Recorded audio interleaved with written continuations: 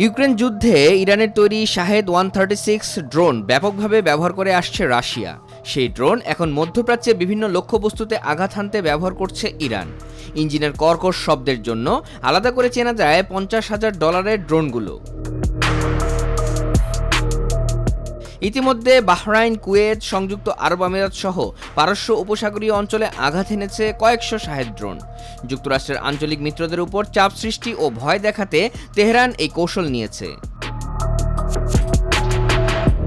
Shahed 136 drone 3.5 metre দীর্ঘ এবং ডানার বিস্তার 2.5 মিটার।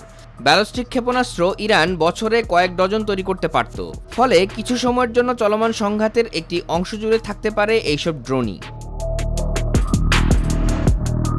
শাহেদ 136 ড্রোন প্রায় 50 কেজি ওজনের বিস্ফোরক বহন করতে পারে, যা একটি আকাশচুম্বী ভবন ক্ষতিগ্রস্ত করার জন্য যথেষ্ট হলেও তা ধসিয়ে দেওয়ার জন্য পর্যাপ্ত নয়।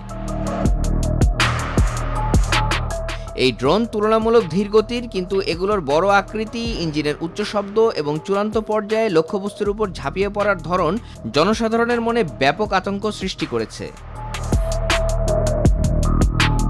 এই ড্রোনগুলোর পাল্লা সর্বোচ্চ 2000 কিলোমিটার পর্যন্ত হতে পারে। এগুলো সাধারণত আগে থেকেই ঠিক করে দেওয়া জটিল পথ ধরেই উড়তে সক্ষম। রাডার ফাঁকি দেওয়ার জন্য এগুলো নিচ দিয়ে উড়ে যায়।